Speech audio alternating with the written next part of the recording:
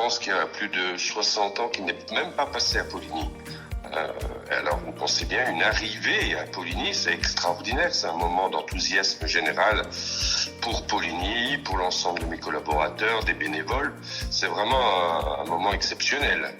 Les points qui ont séduit l'association du Tour de France, c'est cette grande ligne droite à l'arrivée de Poligny, parce que quand ils ont parcouru le Jura pour trouver des points de départ, des points d'arrivée, un parcours, on a une ligne droite de 8 km avant d'arriver à Poligny. Ça va être la plus longue ligne droite de ce Tour 2023.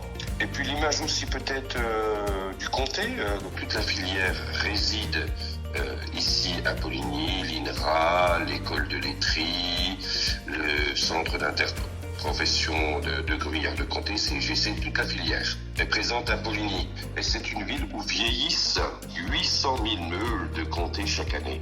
On a sur cette ville 2 établissements supérieurs, un dans la formation laitière et agroalimentaire, l'ENIL, ENIL, et un autre établissement supérieur de renom, un lycée professionnel hôtelier. On a quand même un secteur industriel. On a 3000 emplois pour 5000 habitants, donc c'est assez dynamique comme ville. On a ouvert une médiathèque récemment, il y a un peu plus d'1 an, belle médiathèque, avec notamment un secteur du numérique, parce qu'on a beaucoup de jeunes, il y a 1000 étudiants, 2400 scolarisés, et donc on a un conseiller numérique au sein de cette médiathèque.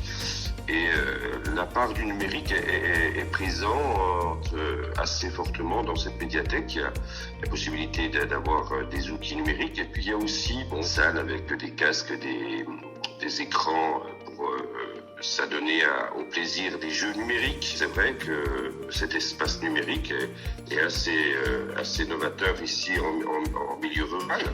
Et puis à Poligny, on a aussi la particularité d'avoir un ancien élève dans les fins des années 90 avec un informaticien qui a monté une société qui est aujourd'hui peut-être l'un des leaders de conception des sites internet des restaurants et hôtels haut de gamme. Et ils ont même parmi leur personnel des MOF dans le numérique, une société numérique en plein milieu rural avec 70 collaborateurs.